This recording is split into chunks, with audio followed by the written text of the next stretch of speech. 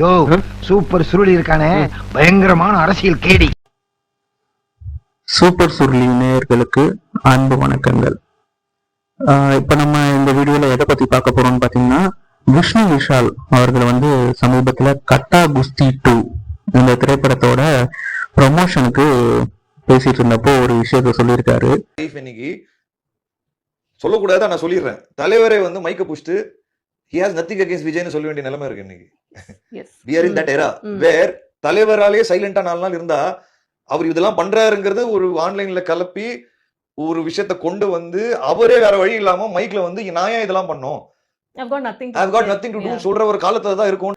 அதுக்குதான் வந்து அவரை அனில் குஞ்சான்ஸ் எல்லாம் வந்துட்டு கடிச்சிட்டு இருக்காங்க. அது என்ன விஷயம் அப்படின்னு வந்து பாத்தீங்கன்னா, நம்ம சூப்பர் ஸ்டார் ரஜினிகாந்த் அவர்கள் சமீபத்துல ஒரு பேட்டி ஒண்ணு கொடுத்திருந்தாங்க. இந்த மாதிரி மேல தேவையில்லாத விமர்சனங்கள்லாம் வருது, அதுக்கெல்லாம் நான் வந்து பொறுப்பு இல்லைன்ற மாதிரி ஒரு விமர்சனத்தை வந்து கொடுத்திருந்தாங்க. அவர் சொன்னதை அப்படியேதான் பிரதிபலிக்கிற மாதிரி விஷ்ணு விஷால் அவர்கள் சொல்லியிருந்தாங்க. அது என்னன்னு பாத்தீங்கன்னா, தப்பான ரூமர்ஸ் வந்து அது வருது, அதுக்கு வந்து நான் பொறுப்பு கிடையாது அப்படின்னு தலைவரே வெளியில வந்து சொல்ற அளவுக்கு இந்த சோசியல் மீடியா வந்து இந்த அளவுக்கு ஆகிப்போச்சு அப்படின்னு சொல்லிட்டு சொன்னாங்க. அப்படின்னு சொல்லிட்டு அதுல ஒரு விஷயத்துல விஜய் அப்படின்ற மாதிரி வேர்டை யூஸ் பண்ணிட்டாங்க. அதுக்கு நீங்க விஜய் சார்னு கூப்பிடல, முதலமைச்சர் விஜய் அப்படின்னு ஏன் கூப்பிடல அப்படின்னு சொல்லிட்டு அனில் குஞ்சங்கள்லாம் போட்டு அவரை போட்டு கடிச்சிட்டு இருக்காங்க. அதுக்கு அவர் தெளிவா ஒரு விளக்கத்தை கொடுத்திருக்காரு. நான் ரஜினி சார் இப்படி சொன்னாரு அப்படின்னு தான் சொன்னேன், அதாவது விஜய் அப்படின்னா ரஜினி யூஸ் பண்ணாரு அப்படின்னு நான் சொன்னேன். சோ நான் சொன்னதுல எந்த தப்பும் இல்லை, என்னோட கருத்துல இருந்து நான் பின்வாங்க போறதும் இல்லை, நான் மன்னிப்பும் கேட்க முடியாது அப்படின்னு செருப்ப சாணியில முக்கிய அடிச்ச மாதிரி சொல்லிட்டாரு. இவனுங்க இன்னும் எத்தனை பேர்கிட்ட தான் செருப்படி வாங்க போறானுங்கன்னு தெரியல. நாம சைலண்டா இருந்தோம்னா அது உண்மை ஆயிடுது.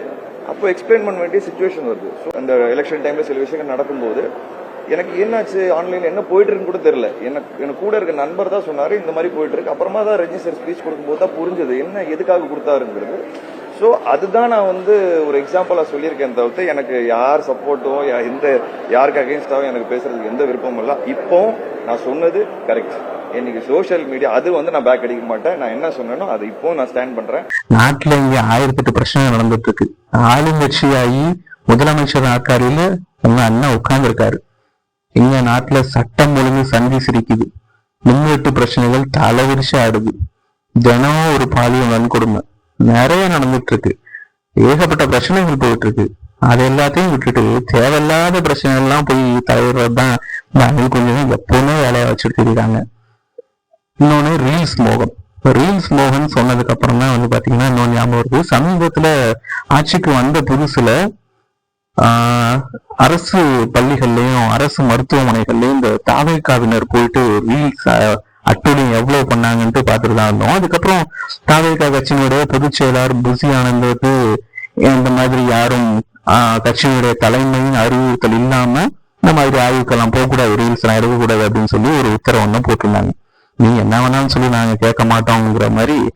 இப்போ சமீபத்துல விஜய் பிறந்த நாளுக்கு வந்துட்டு பாத்தீங்கன்னா அரசு பள்ளிகள்ல போயிட்டு அரசு பணியில இல்லாத, மக்கள் பிரதிநிதியா இல்லாத, வெறும் தாவேக்கா கட்சியில் உள்ளதால மட்டுமே, தாவேக்கா கட்சியின் நிர்வாகி என்ற காரணத்தினால மட்டுமே போய் ஆய்வு பண்றது, அந்த சிஎம்மோட போட்டோ போய் மாட்டிட்டு அதை ரீல்ஸா எடுத்து போடுறது அப்படின்னு சொல்லிட்டு நிறைய அட்டூழியம்.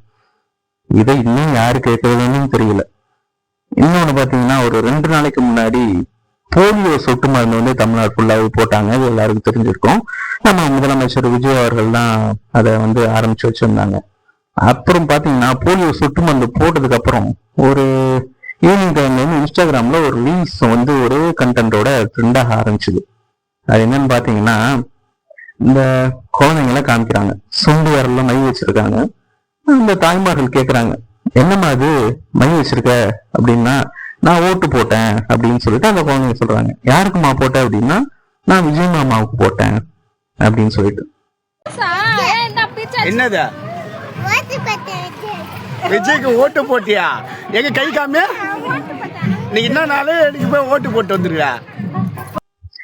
இதுல ஒரு விஷயம் தெரியாம கேக்குறேன். அந்த குழந்தைக்கு வந்து விஜய் அப்படிங்கிறவர் வந்து ஒரு அரசியல் கட்சி தலைவரா தெரியாது, ஒரு நடிகரா மட்டும்தான் தெரியும். ஓட்டுனா என்னன்னு தெரியாது, அரசியல்னா என்னன்னு தெரியாது. சோ அப்படிப்பட்ட குழந்தைங்க இப்படி சொல்லுது அப்படின்னா நீங்க சொல்லி கொடுத்துதான் எடுத்திருக்கீங்க இல்லையா?